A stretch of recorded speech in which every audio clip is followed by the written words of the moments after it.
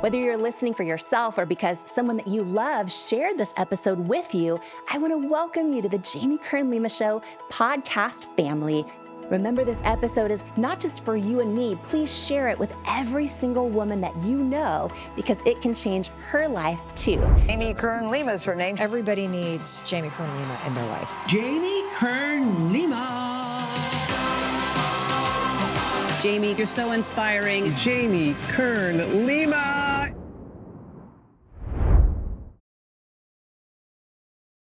What if I told you you are the hero of your own life?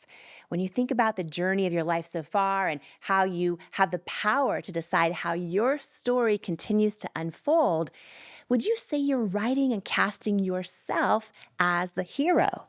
Or do you feel like a background role, still waiting to step into center stage and share your truth? Your story has so much power, power to inspire and power to heal both yourself and others.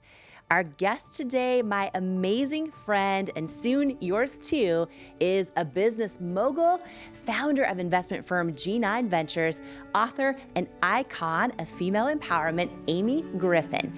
Amy's brand new memoir, The Tell, explores how far we will go to protect ourselves and the healing made possible when we face our secrets and begin to share our stories.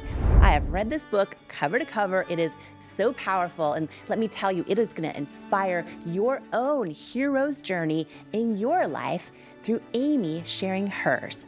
Amy Griffin, welcome to the Jamie Kern Lima Show. I'm so happy to be here. Thank you so much. Thank you for that lovely, lovely introduction. It's sometimes hard to hear, and I'm really, really honored to be here and grateful that you're having this conversation with me. And You're I'm sometimes happy to come visit. Oh my gosh, I'm happy. And you and I were like, our eyes are watering up for every person who's going to share this conversation with us, who's listening, who's watching right now.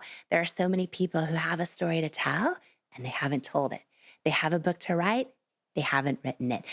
What is so inspiring about this conversation we're gonna have is I know every person listening is gonna literally speak to their soul on their own hero's journey in their life.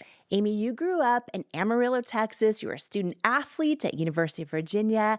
You built a life that most people say is what fairy tales are made of. You married an amazing man, John, who I've had the gift of meeting. You have 4 children, a thriving career. I think to outsiders, they look at it and in so many ways it seems perfect. But you say you were running from something, a secret that you say you were keeping from everyone, including unconsciously from yourself. That's right, Jamie. And I just came to a place in my life where I realized that, there's this idea that we think secrets keep us safe, and really they keep us stuck. And I do. I have the most incredible life. I have a beautiful life. I've built a beautiful family and a career. I get to support these founders every day who I'm learning from and growing with on their teams. And it's been extraordinary. And the thing I'm most grateful for is the friendships that I have in my life. But when I turned in the last few years to really recognize I'd built this life where I was supporting others in their journeys, and the time finally came where I recognized that it was time to tell my story. And I think one of the most interesting things about this process is that I started writing 5 years ago. But this story is not a story that I was trying to tell anyone else. It was a story that I wanted myself to believe. So it was this idea that I had to get the words on the page for myself. And I had no idea actually that anyone was ever going to see my words. I wrote this book for me. I wrote it first for me.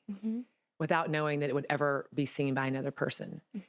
And that simple step was the greatest act of love for myself. And I look at it now, it feels vulnerable, but in that vulnerability, I feel gratitude and power and grace and all kinds of things. I feel all the feelings. When you say you wrote it for yourself, because, I believe every one of us, we have a story. We have a story. And sometimes we feel like we want to share it or we feel like we don't, but the act of writing it out for yourself what was the intention behind that when you first did it? And I think the stories we have in our lives, that's the fabric of our lives. The stories of our lives are what make us who we are, and the relationships that we have. The stories of our life are what our lives are built on. And I realized that, also in the work that I do, it's all about the stories of the brands that are being built and Yeah. how they're being built and the stories behind the scenes. And I think my intention when I sat down to write, I knew, first of all, my mother told me I was a writer. So you have to believe everything that your mother says. And I think after I heard her say it enough times after I graduated from college, you're going to write a book, you're going to write a book, you're going to write a book. And she didn't know what was Isn't going it to come out in that amazing? book. Like a mother's intuition for my mother to say, Yeah. I know you have this in you. I know you have this Yes. power within you. She told me when I graduated from college, I should try out for TV shows when I got to New York City. I said, Mom, I don't know that that's my calling. But she knew that I was going to write a book. And I think that might have been somewhere in the back of my head. Really, I'm saying that for the first time now to think about that. I have one of my best friends always made the joke that she was writing my novel in her head and writing chapters. My dearest friend Rachel. But really, when I sat down to write for the first time, and I pulled out a journal and would write starting at 4 a.m. until the sun came up. It was this idea that when I put the words on the page, that I couldn't take them back. They were my truth. And they were my truth to myself. And I owed those words to myself. I want to ask you how this all started, because I want to talk about a moment where your daughter said to you, you're here, but you're not here. And I think those words are going to resonate with so many people listening right now, because so many of us have had feelings like we're here, but we're not here. And your own daughter says to you, you're here, but you're not here. Where are you, Mom? And can you explain that moment, how you were feeling, and then what happened after that? When those words were said, they were so hard as a mother because I thought I was doing and tried to do everything that a mother thinks they're supposed to do. I think I can realize how important now the idea of doing for your children, like all the things we do for our children in their daily lives, from everything from whatever it is, from packing the lunch to signing the report card to getting them to practice. Those are the doing. And I can get so caught up in the daily lives of just getting them to and from places that sometimes the being with them can get lost.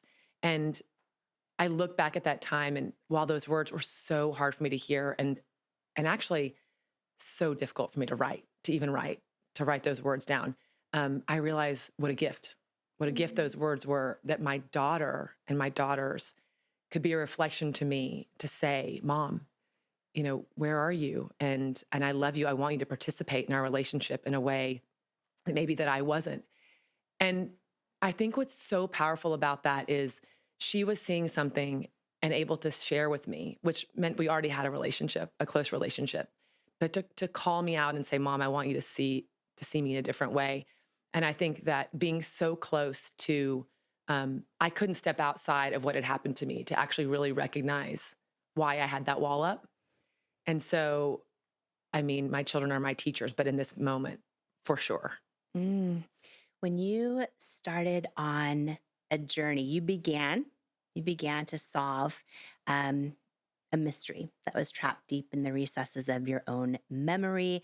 This quest started with MDMA, a form of psychedelic therapy. And I think that this is something a lot of people are hearing about for the first time. And it's also something a lot of people are doing. It's a big topic of conversation, of debate, of all of those things. And, I just want to zoom out for a minute, because you talk about the human doing, and you and I have so much in common. I, for so much of my life, thought if I do all the things, that's what I need to do. And, I struggled with perfectionism, people pleasing. So much of it. And I know what it feels like to work so hard to do all the right things, and then inside feel like, why do I feel a little disconnected, or feel a little unfulfilled or whatever it might be.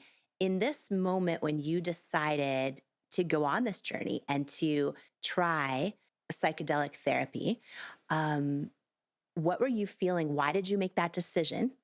And then I cannot wait to dive in to your experience with it, to what memories surfaced out of it. But where were you when you made that decision? And, I get so many emails, Amy, and DMs and messages. There's a lot of people out there that are either considering it or they're on a healing journey. Where were you at when you made that decision? Like, I'm going to try this. Well, I think the MDMA piece is really interesting because one of the things I've worked really hard to make sure that I accept is the idea that the MDMA was only one very small part of what was going on in my life. And yet, I think it was very crucial in terms of the timing. But I've worked really hard also, and I talk about that in the writing, the idea that in the timing and the place where I'd gotten to in my life was a place where I thought things were really lining up such that I was coming to a place of being able to be honest with myself about the memories. And it's not to say that none of the memories weren't there, but the ability of my brain anyway, I am not a scientist in any way, shape, or form, but my individual story, I knew I had tucked the fabric of my life in the back of my brain in many instances, and pieces were starting to come forward. And then I would tuck it back in. And I think a combination of things at the time was I had children that were of the ages that I was when what happened to me. And I also was of an age where my children were a little bit older. I wasn't having to worry about making sure they didn't fall in the swimming pool. And it wasn't like, hand to hand, like making sure that they didn't fall down the stairs. So my brain had maybe a bit more space. And I think that I also can definitely pinpoint the relationships in my life. I have an incredible partner, and had been a partner, husband of 20 years, who made me feel safe every day for 20 years. And I think that relationship really allowed me to unwind and to say, okay, I have all these pieces in my life that feel secure. And so I'm able to go in and really acknowledge what went on. And so the decision to use psychedelics and to use MDMA was something that was a simple decision, but I realized what a big moment it was for me to take that pill and swallow the pill. Because, by the way, for everyone in my life, it's a huge deal once every 6 months when I might have a margarita or a glass of wine. I just don't really like Or even alcohol. a cup of coffee. I don't even like coffee. I don't like alcohol. Yeah. Maybe it's the part of my life in trying to be in control. Yes. But so it was really a big step. It was sort of the idea of taking a pill was this idea that so many factors in my life had come around to give myself permission. So I think the psychedelic piece, and I am so grateful for it. And I do want to talk about that. I want to talk about what that looked like. But for me, it was this combination of factors that I've worked really hard to recognize that I'm the one that got myself to this place to do the work and to use the psychedelic assisted therapy to help me get to a new place that I don't know in other conditions would I have gotten to had I not gone ahead and said, okay, I'm ready to put the eye shades on, to go inward and to say, you talked about these feelings of control and perfection that we all have as women and as humans. And those are all external factors. Those are all factors we feel when we want others to see us. We want to be loved. We want them to reciprocate by saying, I see you, you're important, you've done this, you've done that. But this was a moment where none of that mattered. I went completely inward and I made that decision that I was going to first work on myself without recognizing the processes, which I'm sure we'll talk about, of what that would entail after in my life to then pick up the pieces to better all of my relationships in my life. I want to say one piece on the MDMA that I think is really important, and that is, and I hadn't thought about this when I went in to experience it, is that I realized I didn't know how significant the unwinding would be for me in terms of all that I would remember and allow myself to have compassion with MDMA to experience, such that, the MDMA experience is one thing in my case, but on the other end of it, what you need to make sure that you're taken care of and that you have the resources, whether it's a friend who can listen or the time to process it, is something that you really have to know what you're getting into. You know, I've talked to a number of therapists about it, and there's so many different, you know, from plant medicine journeys to psychedelics to MDMA, which is a form of ecstasy. There's different modalities that so many people are turning to, and so many doctors are turning to, and so many therapists are turning to.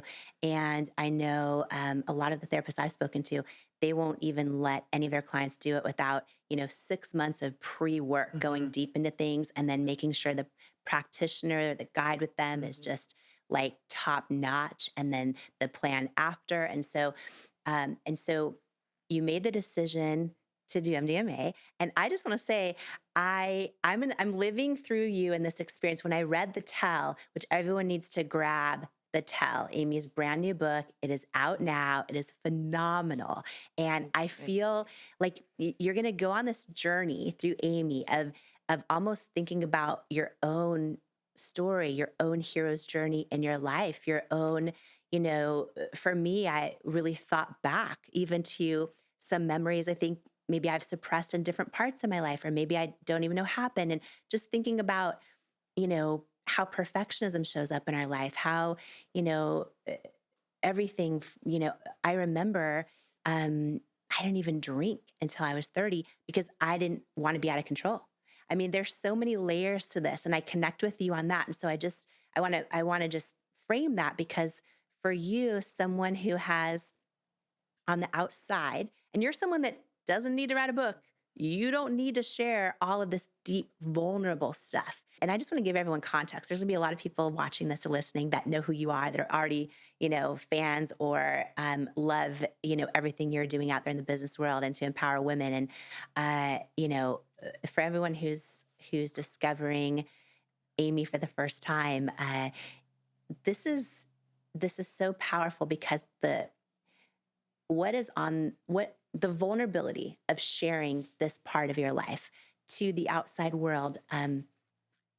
Everyone knows you for your incredible philanthropy, for all of the things that you and your husband do in New York and beyond. Also for all of the companies you've invested in, for helping take Bumble public, for an IPO, for being on the board of all these businesses, for investing in founders. You know, everything is just sort of like, you know, looks like the most, I'm not going to use the word perfect, but the most ideal, amazing fairy tale.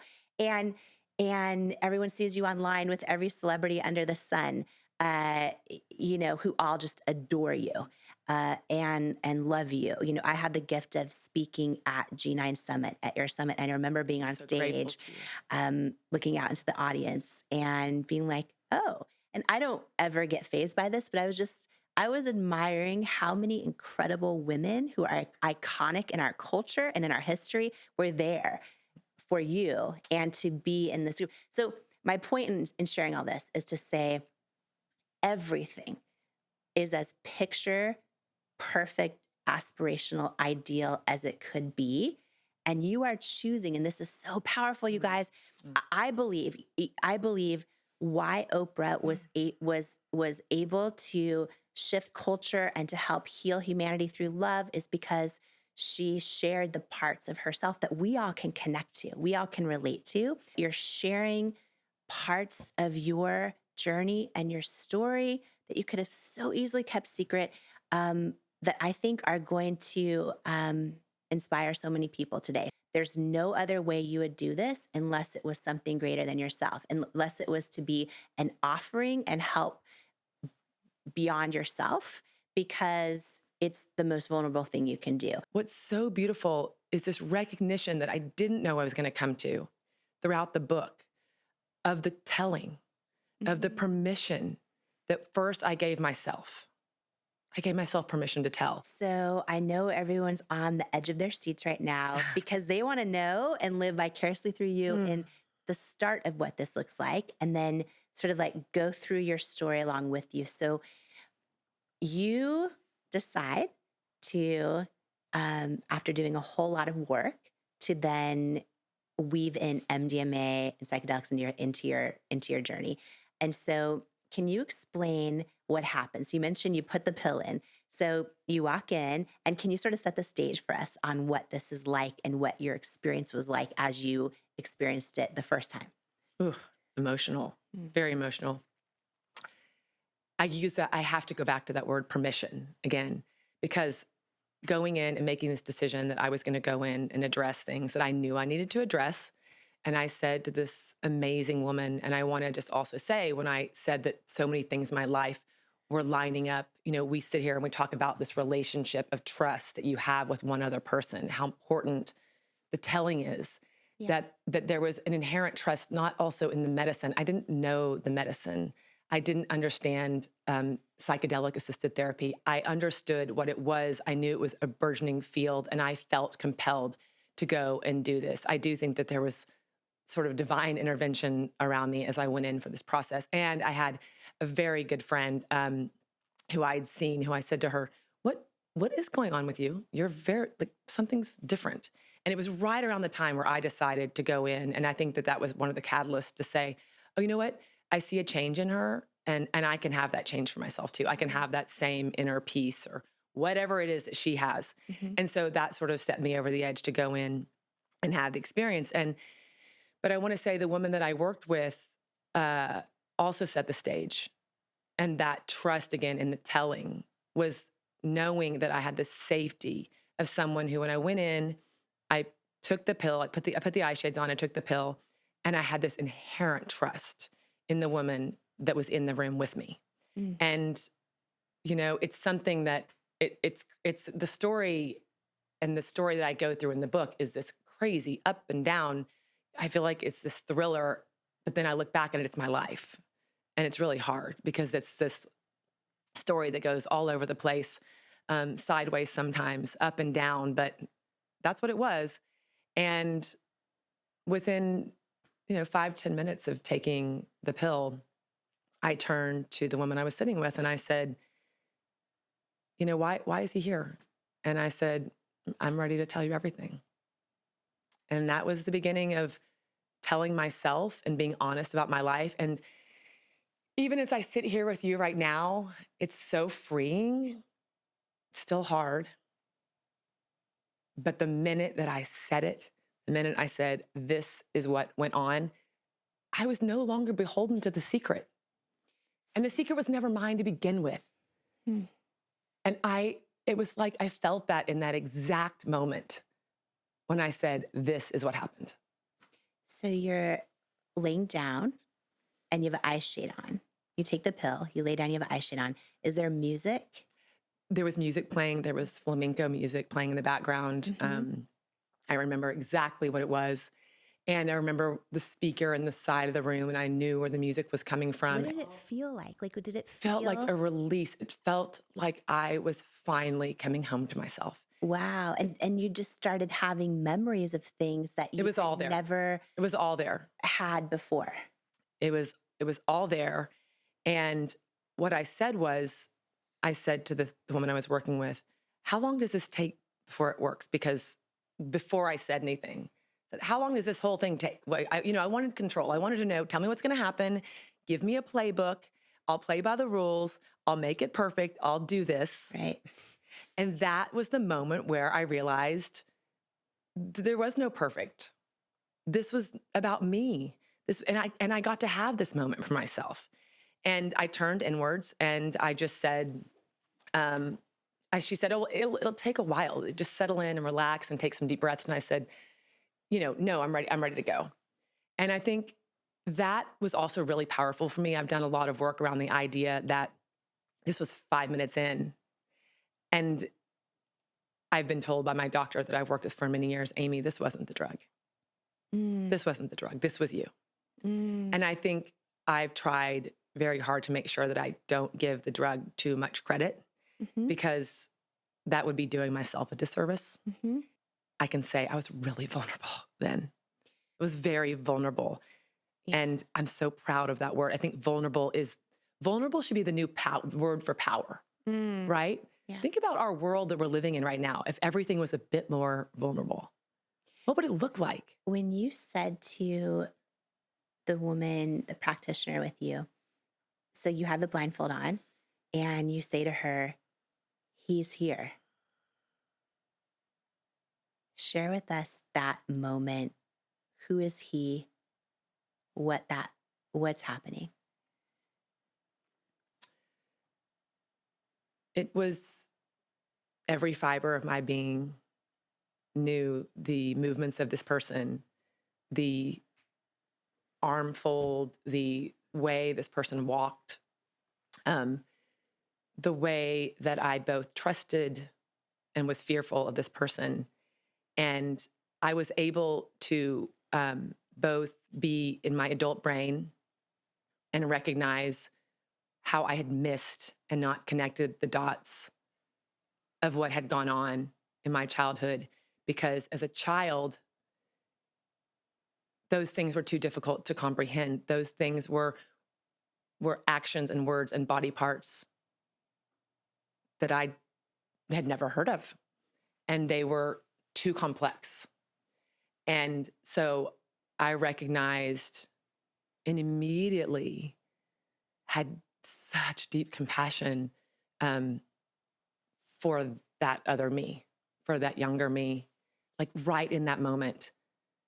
It was almost like I'd split myself in two halves and I connected myself again.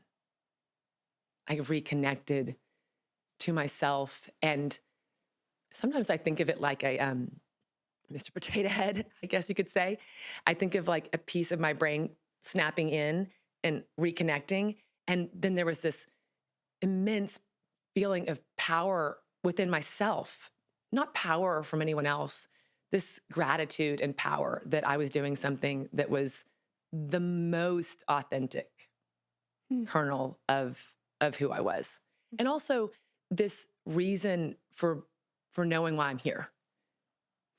When you said he's here, the he is a teacher. And that first moment, that first memory, was that when you were about 11 or 12?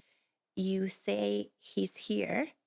And was the first memory that resurfaced that you're remembering for the first time, was that in the school bathroom on the floor with the teacher, your teacher, raping you? Yes. And then I very quickly had, not to gloss over that, yes. Just take that in. But then I had so many memories of that I had daily, every day of my life, of this person telling me I was a leader. And I think it's really interesting, the life that I've built. Then inherently, I am a leader. And I look back when I turned to my friend, my best friend, and I said, I'm going to run for student council president. And I said, but girls don't win. I know that. Maybe I should run for secretary because I'm a good worker bee. I can take the notes. And I didn't win. But to then be told, I'm sorry, Amy, you didn't win, but you are the real leader of this school. By this teacher? Yeah. Yeah. He says to you, Amy, we know you're the real leader of the school. We know who the real leader is of the school. But don't you see, he played into the most authentic part of myself. And it was only in me being able to go back in time and recognize that reconnection with, that's okay. I am a leader. I know that about myself. And now I can really be the leader that the world, that I need to go out and be for others. And so that's where there's this joy, compassion, gratitude, all the feelings that I keep going back to, that I have now, in that there is purpose in this. I don't know why it happened. I wish it hadn't happened. There are so many people who I know have probably suffered far worse than I have. And there are people that have suffered things that I don't think that they will think matter. And I want to say It does.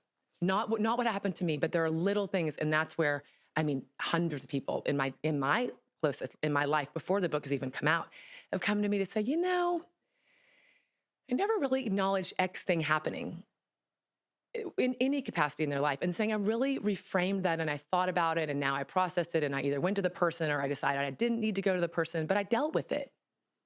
Mm-hmm. You talk about in the Tell the journey, your brand new book. Everyone's got to go get it right now. Thank So you, Jamie, good. the biggest cheerleader So always. good. Thank you for making me feel worthy. Oh my gosh, yeah. It's vulnerable and it's powerful, and I'm excited for everyone to read it. You talk about, this journey of these these memories surfacing for the first time of repeated abuse from this same teacher growing up, and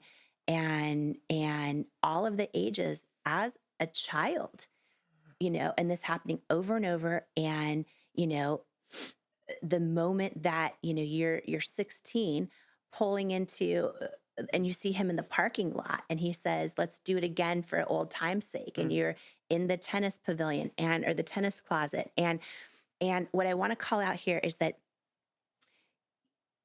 all of these memories were suppressed your whole life. As you've built this entire life, you come from a family where you had as you share, incredible parents, and incredible. And everything again in your childhood was so supportive and rock solid. And from all outside looking in, the perfect family, the perfect child, everything. He threatened you, what he would do if you ever told anybody, and you never did. You never did. And then as an adult, building everything that you've built and doing everything that you've done, didn't remember these things until you did. And I want to ask you, Amy, how you feel, because I know you're sharing and connecting all the dots on what this means in your life now. But how do you think never telling anyone about these parts of your life to the point where you didn't remember them yourself, right? And how do you think that showed up in your life before these memories surfaced? Like, how did it impact your life? And I'm asking because you look at the data, you look at the statistics, you look at how many people. 1 in 3 women. 1 in 3 women. 1 in 3 women. And how many people sharing this moment with you and me right now who know that they've never told anyone. And I just want to ask you, from your personal experience leading up to the moment where you told yourself, how did, you've had the author of The Body Keeps the Score write a beautiful testimonial for your book. How did this impact you in your life leading up to it that probably made you want to embark on this journey to begin with? Because it can impact all of us. Well, let me just also have a gratitude moment for my parents. Because you're right, my life could have turned out very differently. There's so much more coming up in this episode. You are not going to want to miss it. But first, I wanted to share this with you. In life, you don't soar to the level of your hopes and dreams. You stay stuck at the level of your self-worth. When you build your self-worth, you change your entire life. And that's exactly why I wrote my new book, Worthy: How to Believe You Are Enough and Transform Your Life for You. If you have some self-doubt to destroy and a destiny to fulfill, Worthy is for you. In Worthy, you'll learn proven tools and simple steps that bring life-changing results, like how to get unstuck from the things holding you back, build unshakable self-love, unlearn the lies that lead to self-doubt, and embrace the truths that wake up worthiness. overcome limiting beliefs and imposter syndrome, achieve your hopes and dreams by believing you are worthy of them, and so much more. Are you ready to unleash your greatness and step into the person you were born to be? Imagine a life with zero self-doubt and unshakable self-worth. Get your copy of Worthy, plus some amazing thank you bonus gifts for you at worthybook.com or the link in the show notes below. Imagine what you'd do if you fully believed in you. It's time to find out with Worthy. Imagine, what would you do if you fully believed in you? My weekly free inspirational newsletter is packed with tips and tools to help you find out. It's called One-on-One with Jamie, and it's delivered right to your inbox each Tuesday morning. It's a love letter from me to you, from my soul to yours, and I hope it brings you the words and messages you need at just the right moment. Plus, when you're a part of my free inspirational newsletter community, you'll be the first to get behind-the-scenes content, inspirational messages, and be the first to learn about upcoming events and more. It's the place to be, and I sure hope you'll join me there. So if you're not on the list yet, you can sign up for free at jamiekernlima.com or click the link in the show notes below. And here's to becoming unstoppable together. And now, more of this incredible conversation together. How did this impact you in your life leading up to it that probably made you want to embark on this journey to begin with? Because it can impact all of us. Well, let me just also have a gratitude moment for my parents. Because you're right, my life could have turned out very differently. And I think it's so important as parents, for every parent watching this and listening to this, that my parents did everything right. Everything right. Yeah. They were incredible humans. The telling of this to them, which is part of the story, Yes. in some ways, the secret of all of this from the people that are closest to you is the hardest part of the story, right? The memories of everything that happened to me are one thing. I am so proud of myself for the fact that I just survived it and lived it. So you say, how did it impact me?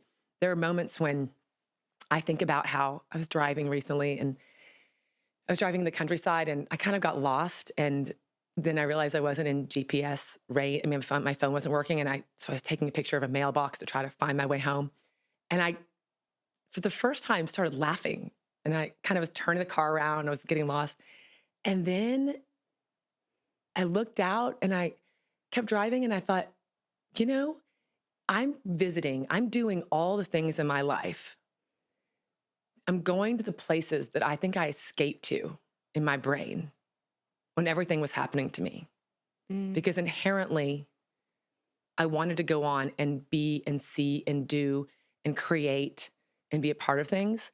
And I realized, these vistas, these views, these places that I'm seeing now, and this life that I built, this is the manifestation of all the things that I was doing in my brain when horrible things were happening to me that I had to leave. And the profound gratitude I have for my parents in saying, like, which path could I have taken, a divergent path to, so many different divergent paths, but to go home and have a very loving, supportive place where it's everything. I've tried to tell my parents that, because there's no parent who wishes more than anything that they couldn't take this away. Yeah. And I think that a lot of the withholding was the love that I have for my parents. I didn't know if I could put this on them, especially as a 12-year-old child. You don't have the skills, the coping skills to actually go and tell someone this. This is like one thing I love, this idea of telling is the easiest thing in the world. Telling is the simplest form of, you tell someone when you're hungry, you tell someone you tell someone, you just tell them, everything happens in the telling every day. But yet this simple form of communication can be the most difficult thing that we all do. And it has to be so intentional in our lives. Mm-hmm. And the intention we put behind it is what we get out of it. So that's the relationship piece we get back. Can I just touch on one thing about Bessel? And I think it's really important. I was talking about the resources that after I had my first session, you know, my world was turned upside down. Yes. It turned upside down. I write about memory, that I have this memory of a coffee cup with the straw, and I've always seen myself 100% as a glass half full of, okay, let's top it up. Let's just keep going. Let's live on the top half. But in this moment, I looked across and I saw the straw and I saw the glass, the coffee cup half full. And I thought, I'm definitely down in the dark part right now with the coffee. I don't know what's up and what's down. And, you know, is everything in my life a lie? Am I going to have to rebuild my life? And I was going to say that one of the things I did was take a stack of books. And I just retreated inward. And Bessel's book was the first book that I picked up. The body keeps the The score. body keeps the score. And I mean, I just like inhaled it. And then I inhaled it again. And I took notes and made notes. And, Can you and that was talk about that, because you have done so much work to be in this place where you're able to, you know, talk about the joy and the gratitude and the through line and all the things. But you go deep into this in the Tell, in your brand new book that's out now. You go deep into it where you say your life was turned upside down, because for anybody to have a memory like this that's been suppressed, that surfaces, obviously impacts every single area and relationship of your life, your relationship with yourself. When these memories surfaced and you're like, oh, I was abused by my teacher for all of these years, endured all of these things, haven't told a soul, and now all of a sudden this is there and it surfaces in your life. And how, two things I want to ask you, and one is, and I know you talk about this in the Tell, did you ever go, is this real? of course. Right? I didn't want it to be real. You didn't want it to be real. I wanted it to go away. Yeah. I wanted to put it back in my brain. Yes. But really, once I said it, and then once I said it to myself, and then once I wrote it down 1,000 times, I never wanted it to go away. And I accepted it for what it was. And I would be lying if I said that I'm all done and I wrote the book and the book is good here and I've told the world my story and now it's all good and I never think about it again. Right. But that's never going to be the case. I'm never going to be, but the acknowledgement of it, the telling of it in that first act of just being honest with myself, it's just wildly liberating. I literally live now for that experience, to hear other people, whatever it is, just that, whether you only tell yourself or whether you go and you share it with your best friend and then that best friend shares it with someone else. And then it just shows you. And that's why when I talk about my experience of writing, it's only from my experience. You said your life's turned upside down when these memories resurface. And other people, they do remember things in their life and they know that if they were to even acknowledge them, let alone tell anyone, their life will be turned upside down. And this is a really big decision. And what I wonder is, with everything that happened, and I want everyone to get the book, so I'm not going to give it all away, but just the weight of deciding to share this with your parents, and what happens when you do that, because we can break someone else's heart so easily. The weight of sharing it with your husband, the weight of sharing it with your kids, the weight of all of that, and then everything you go through. And you talk so vulnerably, you share so vulnerably in this book about the things, how you've reacted, how it came out in other areas of your life, on the bike ride with your husband, how just the things that, maybe you wish you could take back, but everyone's going to relate to, and just how heavy a journey like this is. Before deciding to do all of this work and to give yourself permission and to do the psychedelics and to do the therapy, and before deciding to do all that, you didn't even know. You didn't you weren't consciously aware of these memories of being abused by your teacher for all these years. But I did. You did, because it was in your body. So much of it. But when I look back, I think the process, Yeah. as someone, as a business person, someone who's a competitive athlete, is the things that I've talked about sorting out over these years of the things that I wanted to, and we can all go through this cleaning your closet Yeah. phase of yourself. Yeah. I could throw everything out that happened to me and say this was all bad. Yeah. And that was bad. But Yeah. I was also able to sort out the parts of myself that I really like, or the resilient parts, or the parts that were, as I went through this process, as this all unfolded, I recognize this, that at one part in the book, I'm trying to do the perfect thing, which is having gone from finding this out to, oh, no, I'm going to do what I normally do in my life, which is build up castles around me. I'm going to build whatever that perfect word is, and it's all going to be around me so that then no one can touch me. Yes. Because if I can just do that, then I don't need anyone. I can give to others. I can make them look good, and it doesn't have to be about me. Mm-hmm. And that's where there was another, it was one process into the next. It went from one, phase into the next. And I only can take it all in now that I've looked back at this process. I mean, it still continues. The process has continued outside of the book. But there was this place, and you talk about this bike ride with my husband, where I say to him, John, why do you not have more information about this? You're supposed to be leading the investigation and doing all of this. And he turned to me. And again, he's always right. He's like my mother, that there's this, he said, Amy, I can't be your husband and love you the way that I do, and also conduct this investigation. Mm-hmm. And here I was putting this on him to say, go do this, and this for me, so I can be perfect and build all this up around me so we can get to a conclusion. I can hold this person accountable. I can make sure this person never does this again. And then we'll all just move on with our lives. And once again, I've done the thing the right way I was supposed to. I'm the good girl, and I have achieved. Mm-hmm. And that was the moment where I realized I can't do that. I can't go inward and take care of myself and all that's gone on, and really acknowledge it and have compassion at the same time, which is what the book is about, because the book is not the book of my trauma journey. The book is this, it goes all over the place, from being this crazy ride of an investigation to the things that happened, and to come out the other end and realize, oh, I couldn't do all of that. I couldn't go forward. The perfect piece of that, of like solving this, was maybe not what I needed. That's not the aftermath of what I needed. I needed to go in for me. Right. And the journey. I was on the edge of my seat. I won't give all of it away. Okay. You guys have got to read this. It's called The Tell. It's out now.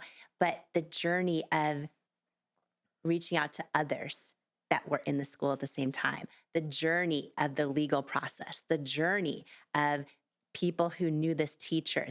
There's so many layers, but how it affected also, when we go through hard things, as you said, your life was turned upside down, moments where you and your husband had to decide, how is this going to work in our marriage? How is, you're on such a journey. And what I want to ask you, because I think this is a question so many people struggle with in their own lives. Are you glad Because let me preface this. So many people, they don't want to go to the doctor and do a preventative test because they don't want to know anything's wrong with them. I have family members, Amy, that they'll go do their annual physical maybe, but if there's like so many medical advancements where, we can do a test that checks for 50 types of cancer, they won't do it. They don't want to know. And I don't get that. I'm different. I want to know. I want to know everything. But now in hindsight, I think so many of us value certainty. We value control. And I think that's why a lot of people are scared to even acknowledge parts of their story, let alone share them. So having this experience where everything that was suppressed in terms of what you share in the Tell surfaced, and the aftermath of that, all of it, right now as you sit here, do you ever wish you didn't know? Are you 100% glad that you know? I've never, ever said, I wish I didn't know. Because I know that I knew. I write about the tells that various people call me out throughout the book of, wait, why did you just do that? So to be able to know yourself, know why you do the things you do, to have compassion for myself when I am in a very crowded elevator and I say, I'm going to have to get out and take the next one. That is healing. That's true growth. And I feel that everything stems from that. So when you're so worried about the outside perspective of who have I left out, who did I not invite to this? By the way, I still do all this. So how have I, offended someone, or hopefully I've included them? Until you turn inward and you really focus on yourself, you actually can't be there for all those people in the way that you could show up in so many, in a better way, in a more authentic way, in a way where once you know your worthiness, you show that to others. And now this worthiness that I have for myself around knowing my story and never wavering on wanting to know the truth, I can now show up even more for the people in my life, for my children and my husband. Or I can also laugh at myself and say, sorry, it's why I had to run out of the elevator. And they know that about me. And that relationship piece, I talk about, as I've searched my memory and relationships are all we have. It's all we have in this life. Aren't we building towards the two? Like, what else do we have? I'd like to know what happens when we go and what do we take with us? But we're creating memories and we're creating relationships. And I've done that. And so to be honest about the memories in my life, it makes everything come full circle. In the talks with your daughters, where comments from mom, where are you, to like, who are you? And do I really know you? And all the things you talk a lot about through sharing your story, through this whole journey in the tell, the power of deepening connections and deepening the relationships that you always hold so close. How has this journey impacted the depth of connection you have with your daughters and your kids?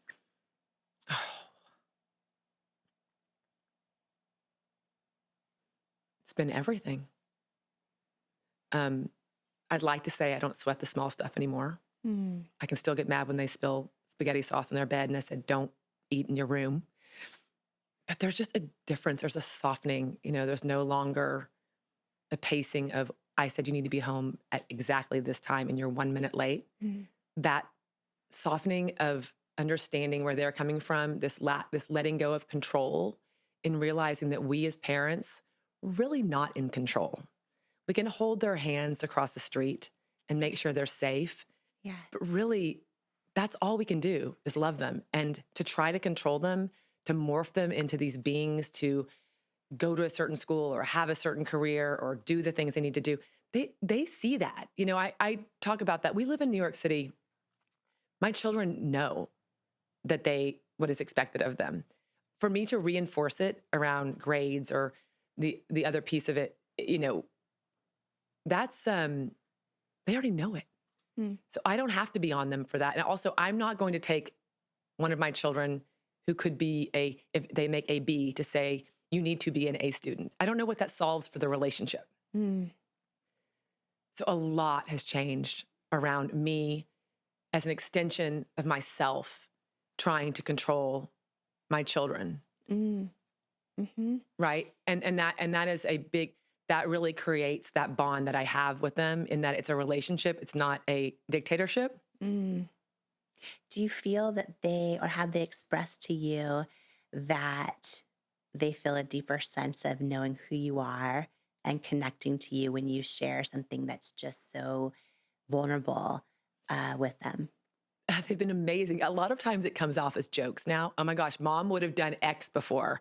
Now, mom, you were so chill. Mom, look, mom didn't even care. And I can laugh at it rather than the tension that I see would have been there around control for their safety. And also in this knowing of the conversations I've had with my children, my husband he says to me, every day as I step into this new realm of, why am I doing this? Okay, I know why I'm doing this. Why am I doing this? Amy, you are safe and you are loved. Mm. And then I try to repeat that to my children. You're safe and you are loved. And everything else we do, we can figure out together. Mm. But it's a closeness rather than a questioning. Yeah, that's so beautiful. Do you think your kids are more? By the way, I'm not perfect anymore. I don't like it when stuff is left on the floor. They know I now scoop it up and it disappears. They have to come find me for it. Keep your I stuff know off the you. floor. It is not an accident. You are so successful. You'll text me if you're going to be 1 minute late somewhere. So I know you. But I think, listen, it's so funny that those kind of traits sure are helpful in business and in making things happen and all the other things. But I have to say that. Can I go back to my mom again? Yeah, of I mean, course. both my parents. Like I look at this combination of my parents, of the things I say I don't want to throw away with what happened to me. And I grew up, with this incredible entrepreneur as a grandmother who was a single mother who started these businesses like you, Jamie, in a small town where she just saw this need. But I didn't know that that people didn't always have a grandmother who worked all the time and followed her around to hear about the businesses she was building and the needs she was filling. But with my parents, I have this very ambitious, hardworking father who taught me the value of hard work, and he's an incredible businessman. And then my mom taught me the value of a thank you note and someone else's time. You send the best thank yous, I have to say. I love to write a thank you note. Yeah. Thanks, Mom. I love to write a thank you note. It really, because when you sit down to write a thank you note, you get to remember, I get more from it because I get to remember how grateful I feel for the relationship I have with you. I don't know if you can read my handwriting anymore. I can. My handwriting looks like my grandmother's and it's going on by the wayside, but I really enjoy that moment to then capture the memory of what we did together. Yeah. And the gratitude I have for what you showed me, the effort you showed me to be in my life. So I love that. I love a thank you note. I think That's my second book. I'm gonna write a book about thank you notes. we should, yes. I'm like, you should write a book about thank you. No, I agree with that. Not to sidebar, but like there's so much beauty and just in a great thank you note, like a handwritten thank you note, especially in 2025 when it's so much faster to send a text or to send an audio or this or that. And you are someone who writes a great thank you note. And what's interesting, just to share this, like when I look at patterns of the women who I just love and adore and admire most, you know who else writes really incredible handwritten thank you notes? Oprah, Maria Shriver. And I just like, and I save them. I save them. There's so many friends and oh my gosh, there's something so special about it. And when I take the time to write someone a thank you note, I feel this sense of like, connectedness. Yeah, connectedness, fulfillment. You know that they took time. Someone took time for you when they wrote out a thank you note. It's beautiful. Think about that idea too, that like in the writing of my book, I was having a memory as I rewrote the memories and I was able to capture them and remember. That's like the telling for me is, again, it's just like me telling. It's the same thing in a thank you note. You're going to one person. Yeah. You're saying thank you. And then you're taking that memory and whatever the brain does with the brain science, it's doing something where you're then reconnecting again to say, oh, that time we just spent together on that hike. Thank you for that. Like you get to remember it again. Yes. Yes. Amy, what do you say to a woman listening right now who is, wanting to share her story, whether it's writing it to herself or to someone else? What do you want to say to her that maybe, because I think that when we all share our own experiences, we can all rise higher together. I've learned so much through other people's experiences that have inspired my own. What do you say to the person listening right now who's like, I want to share my story. I feel like I've been on a hero's journey and part of that might be sharing my story, but I'm scared. Well, I think being scared is good because it means you're doing something important. If I didn't say I was scared to come sit down, if I didn't say I was scared to tell this story, every time I said it, then it wouldn't be important. So I think that's really important. And I would say, take out a piece of paper and write it down in your handwriting so you're connected to it. You can either put it in a drawer and you can look at it every day until you're ready.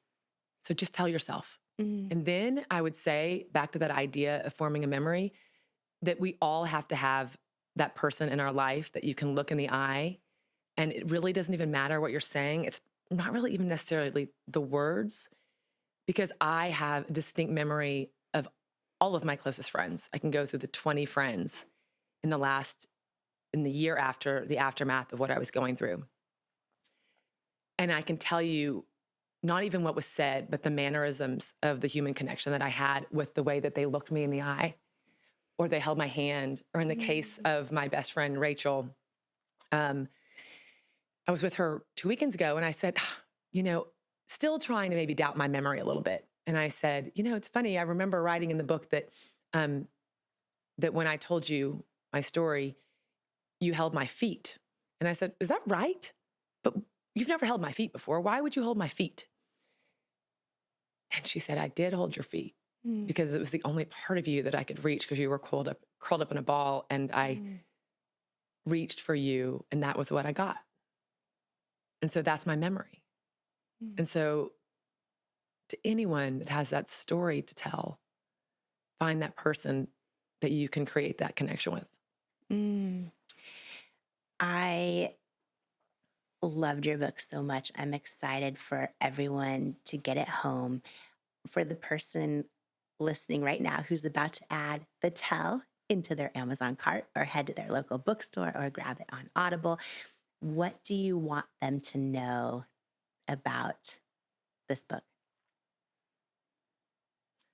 I hope that every person that picks up this book finds a little piece of themselves, and that they find a little thread of themselves, the way that I found myself. And in knowing that, if I hear those stories, I will feel so much joy.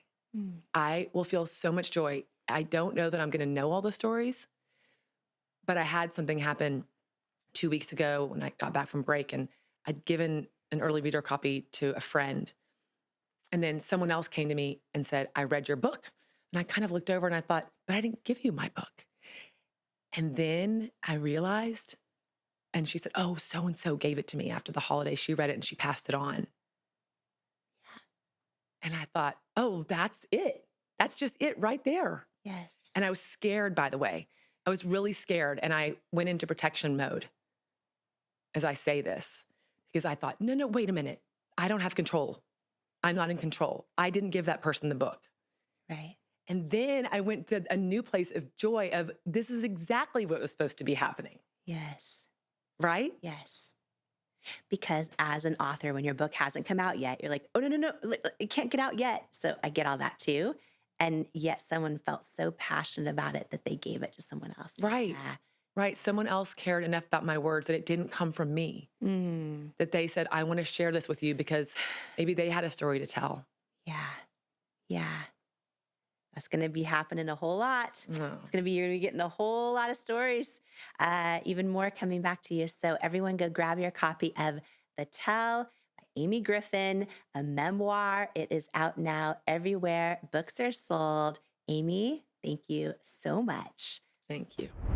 If you loved today's episode, my only ask is that you please click on the follow or subscribe button for the show on your app and give it a 5-star rating or review. And then share this episode with everyone you believe in. Share it with another person in your life who could benefit from it. Post it and share it with others online or in your community who just might need the words and tools and lessons in this episode today. You never know whose life you're meant to change today by sharing this episode. And thank you so much for joining me today. And before you go, I want to share some words with you that couldn't be more true. You, right now, exactly as you are enough and fully worthy. You're worthy of your greatest hopes, your wildest dreams, and all the unconditional love in the world. And it is an honor to welcome you to each episode of the Jamie Kern Lima Show. Here, I hope you'll come as you are. Heal where you need, blossom what you choose, journey toward your calling, and stay as long as you'd like, because you belong here. You are worthy, you are loved, you are love, and I love you. And I cannot wait to join you on the next episode of the Jamie Kern Lima Show. Do you struggle with negative self-talk? Living with a constant mental narrative that you're not good enough is exhausting. I know because I spent most of my life in that habit. The words you say to yourself about yourself are so powerful. And when you learn to take control over your self-talk, it's life-changing. And I wanted to give you a free resource that I created for you if this is something that could benefit your life. It's called 5 Ways to Overcome Negative Self-Talk and Build Self-Love. And it's a free how-to guide to overcome that negative self-talk, to build confidence and develop unshakable self-love so that you can dream big and keep going in the pursuit of your goals. Don't let self-sabotaging thoughts hinder your progress any longer. It's time to rewrite the script of your life, one filled with self-love, resilience, and unwavering belief. If you're ready to take charge of your narrative, build unwavering confidence, and empower yourself to persevere on the path to your dreams, you can grab your free guide to stop overthinking and learn to trust yourself at jamiekernlima.com/resources, or click the link in the show notes below. Who you spend time around is so important, as energy is contagious, and so is self-belief. And I'd love to hang out with you even more, especially if you could use an extra dose of inspiration, which is exactly why I've created my free weekly newsletter that's also a love letter to you, delivered straight to your inbox from me. If you haven't signed up to make sure that you get it each week, just go to jamiekernlima.com to make sure you're on the list, and you'll get your One-on-One with Jamie weekly newsletter and get ready to believe in you. If you're tired of hearing the bad news every single day and need some inspiration, some tips, tools, joy, and love hitting your inbox, I'm your girl. Subscribe at jamiekernlima.com or in the link in the show notes. I am so excited for this book. You know why? Because it's going to save so many people. It's going to save people. Worthy, your new beautiful book, Worthy. Get this book. This book, I'm telling you, it's a book that can change anybody's life who picks it up. Anybody who's ever felt that they were not good enough, didn't measure up, something's missing in your life. I have to tell you, it's powerful. It's happening.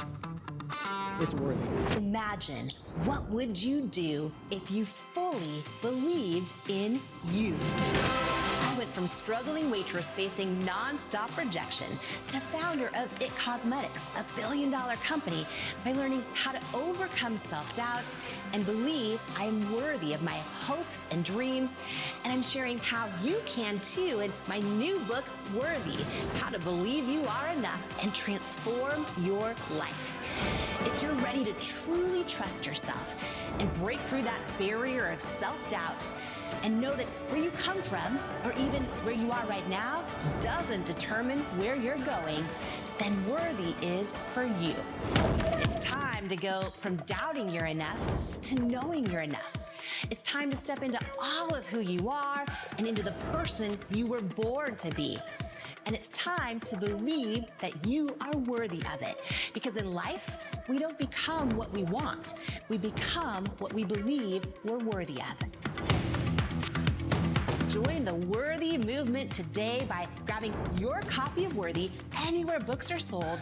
Then head to worthybook.com now for free gifts, including my 5-part course on becoming unstoppable and my 95-page Worthy workbook action plan that teaches you how to implement the tools from the book into your real life right now. Worthy is groundbreaking. Yo, my God! Worthy, you are worthy. This book is going to change lives. This book literally will teach you how to actually feel worthy so that you can have the strength, you can have the confidence. The lessons in this book and the strategies will change your life. You will never be the same again after you read this book. Jamie's book, Worthy, is a must read. It is going to inspire you, empower you, give you the hope that you need and the kick in the rear end that you deserve. Jamie's book, Worthy, is incredible. The gifts are going away, but they're all free right now on worthybook.com.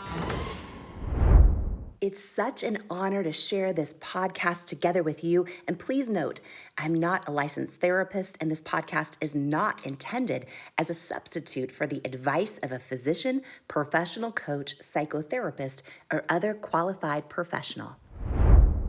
If you love this incredible episode with Amy Griffin, I promise you, you're going to love this life-changing episode of the Jamie Kern Lima Show right here. It's up next just for you.